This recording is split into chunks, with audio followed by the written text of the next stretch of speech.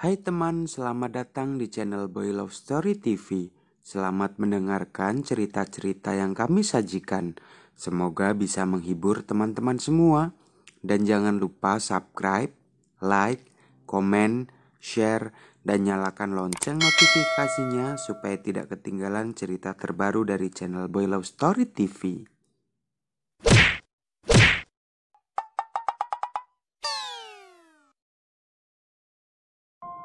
Inilah kisah Ricky dan Aldo part 3. Setelah itu, Ricky mengajakku ke kampusnya karena dia ada pertemuan dengan beberapa temannya untuk membahas beberapa tugas kampusnya.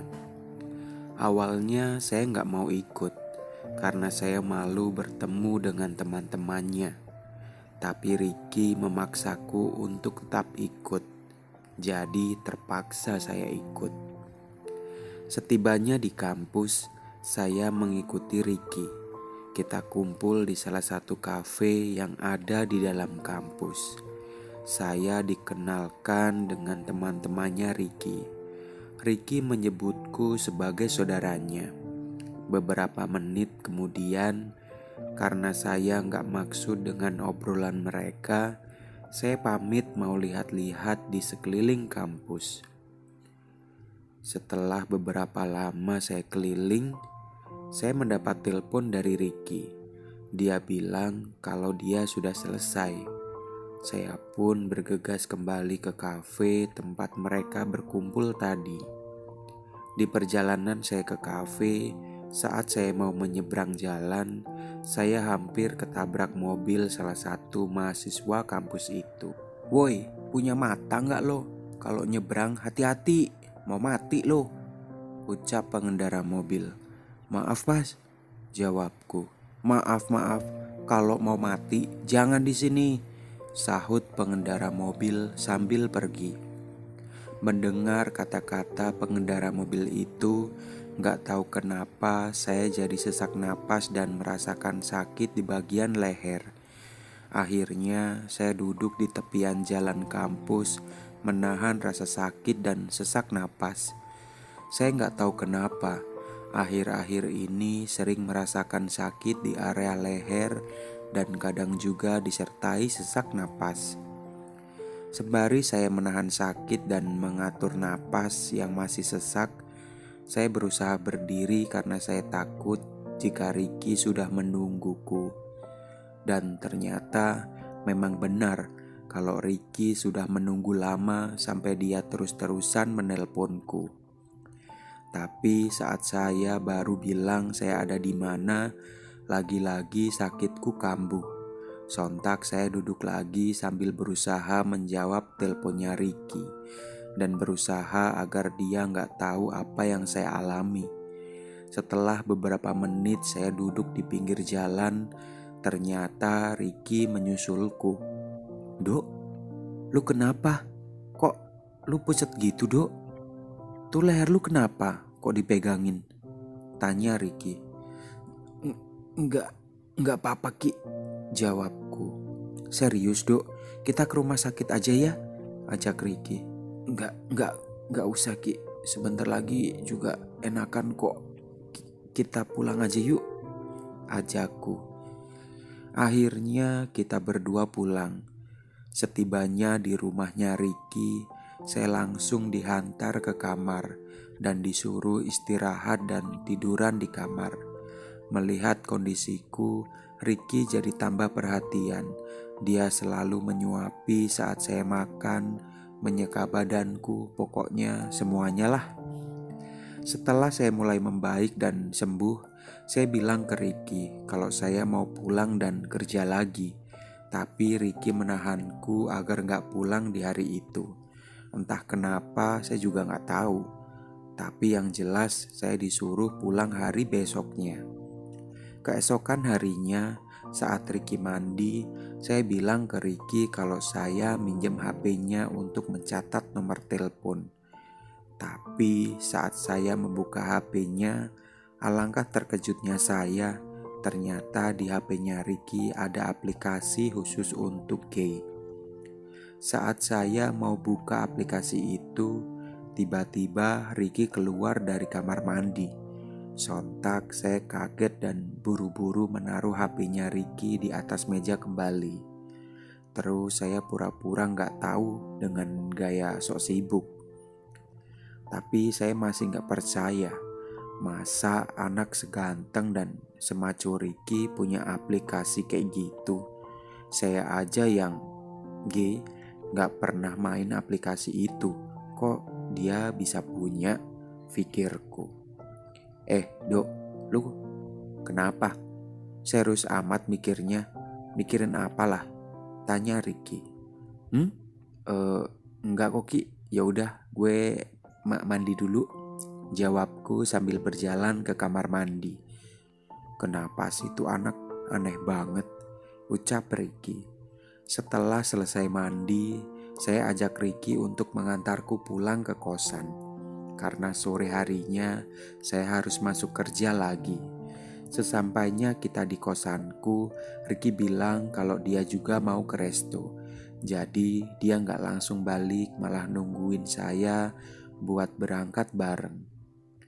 Singkat cerita, setelah tutup resto dan saya mau balik, ternyata sakit di leherku kambuh lagi. Lalu tiba-tiba semua berasa gelap. Setelah saya bangun, ternyata saya udah di rumah sakit. Dan di situ ada 2 teman kerja dan manajerku. Ketika saya tanya manajerku, katanya saya pingsan. Makanya langsung dibawa ke rumah sakit. Lalu saya minta ke teman dan manajerku supaya gak kasih tahu siapapun kalau saya dirawat, terutama Ricky. Karena saya gak mau nanti jadinya ngerepotin orang lain. Bahkan mereka pun saya suruh pulang buat istirahat, karena mereka pasti capek udah kerja. Setelah 2 hari saya dirawat, ternyata hasil dari pemeriksaan sakitku pun keluar. Saya sempat takut saat dokter mau membacakan hasilnya. Takut jika hasilnya kurang bagus. Tapi mau gak mau saya harus tahu apa yang saya derita ini. Lalu dokter pun membacakan hasilnya. Ternyata memang rasa takut yang saya rasakan memang benar adanya. Dokter bilang kalau saya kena kanker tiroid. Mendengar kabar itu, saya merasa dunia runtuh seketika. Saya langsung drop dan shock sejadi-jadinya. Kenapa harus kanker? Kenapa saya yang kena? Kenapa Tuhan? Saya baru saja merasakan kebahagiaan dengan kedatangannya Ricky dalam hidupku. Tapi kenapa malah sekarang saya harus sakit dan pastinya umurku bakal gak lama lagi. Saya gak nyangka, ternyata kebahagiaan yang baru saya dapat bisa jadi malah menjadi kebahagiaan yang terakhir dalam hidupku. Di sisi lain, Ricky sedang kebingungan karena udah 2 hari dia gak dapet kabar dariku. Dia menelponku tapi gak bisa, chat gak bisa, dan dicari ke resto pun saya gak pernah terlihat masuk kerja. Ketika Ricky bertanya ke manajer restoku, jawabnya saya sedang cuti kerja. Ya karena itu yang saya bilang ke manajerku. Ricky kebingungan. Kenapa jika cuma karena cuti kerja kok sampai HP dan semua akses kontak gak bisa dihubungi. Lalu Ricky bergegas ke kosanku. Dikira saya ada di kosan. Tapi setibanya di kosan, Ricky tetap gak ketemu denganku. Ya iyalah, orang saya di rumah sakit. 5 hari berlalu setelah saya keluar dari rumah sakit, saya mutusin untuk menelpon Ricky yang saat itu sedang berkumpul dengan teman kampusnya di kafe. Melihat jika saya yang nelpon, sontak bikin Ricky kaget dan senang karena orang yang dia cari selama ini menghubunginya. Halo Dok, lu kemana aja sih? Kok lu gak pernah ada kabar? Gue hubungin gak bisa. Gue cari ke resto, terus kosan juga gak ada. Lu di mana? Tanya Ricky. Gue lagi main di tempat saudaraku Ki. yang di Bogor, jawabku. Gak mungkin Dok, kalau lu cuman ke Bogor pakai matiin HP, ucap Ricky. Iya tapi emang gue ke Bogor, emang kenapa kalau gue matiin HP? Ucapku sewot. Loh, kok lu marah sih Dok? Kan gue nanya baik-baik, sahut Ricky. Udah lagi, gue cuman mau ngasih tahu lu doang. Lu jangan lagi nemuin gue ya, kataku. Loh, tapi kenapa Dok? Kok lu jadi... Halo Dok? Aldo? Halo? Ini sebenarnya kenapa sih kok Aldo jadi kayak gitu? Gumam Ricky.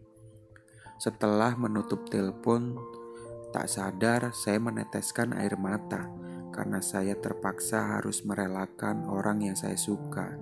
Tapi mungkin ini pilihan terbaik biar saya gak menjadi beban atau gak meninggalkan rasa sedih jika suatu saat nanti saya pergi untuk selamanya.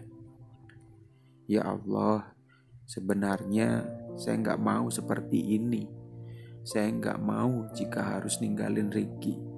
Karena sejujurnya saya suka sama dia. Saya cinta sama Ricky. Tapi saya sadar diri karena saya gak mungkin bisa sama dia lagi, ucap Aldo. Setelah beberapa menit saya kepikiran untuk resign dari tempat kerjaku. Lalu saya dengan berat hati pergi ke resto untuk menemui manajerku dan sekaligus pamitan sama teman-teman kerjaku. Di sisi lain, karena Ricky mendengar ada yang aneh denganku, lalu dia bergegas pergi menemuiku. Guys, gue pergi dulu ya, ada urusan mendadak nih gue, ucap Ricky. Iya hati-hati, jawab teman-temannya Ricky. Ricky awalnya sempat kebingungan mencariku di mana. Lalu dia mutusin ke resto karena mungkin saya sudah masuk kerja. Tapi setibanya di resto, dia gak ketemu denganku. Terus Ricky coba tanya ke manajer resto di mana saya sekarang. Pak, maaf, ganggu sebentar. Saya mau tanya, hari ini Aldo masih belum masuk kerja juga, Pak? Tanya Ricky. Iya, Mas Ricky. Aldo udah gak kerja lagi di sini. Dia resign, Mas. Jawab manajer. Apa? Resign? Kenapa dia resign, Pak? Tanya Ricky. Katanya dia mau pulang kampung, Mas. Karena dia pingin fokus untuk pengobatan penyakitnya, ucap manajer keceplosan. Apa? Pengobatan penyakit? Emang dia sakit apa, Pak? Selama ini dia gak pernah cerita kalau dia sakit, tanya Ricky. Aduh, gimana ya Mas? Saya diwanti-wanti gak boleh ngasih tahu siapapun termasuk Mas Ricky. Tapi kalau Mas penasaran, mending Mas kejar dia aja. Belum lama kok dia dari sini ngajuin resign terus sekalian pamitan sama teman-teman kerjanya, jawab manajer. Oke, terima kasih Pak informasinya, ucap Ricky. Setelah mendapat informasi dari manajer resto, Ricky pun buru-buru mencariku. Tapi ternyata Ricky gak menemukanku yang katanya baru saja pergi dari resto. Dia berpikir apa mungkin saya udah sampai ke kosan. Lalu Ricky buru-buru menuju kosanku.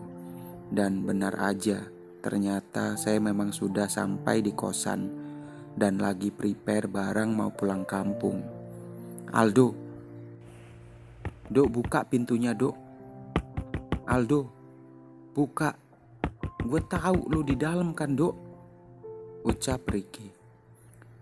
Udah lagi, lu mending pulang aja. Gak usah nemuin gue lagi, jawabku. Dok, buka. Kalau enggak, gue dobrak nih pintu, sahut Ricky. Lalu akhirnya saya pun membukakan pintu. Mau ngapain lagi sih Luki? Kan gue bilang gak usah nemuin gue lagi, ucapku. Iya, tapi kenapa lu kayak gini? Emang gue salah apa sama lu? Jawab, Dok.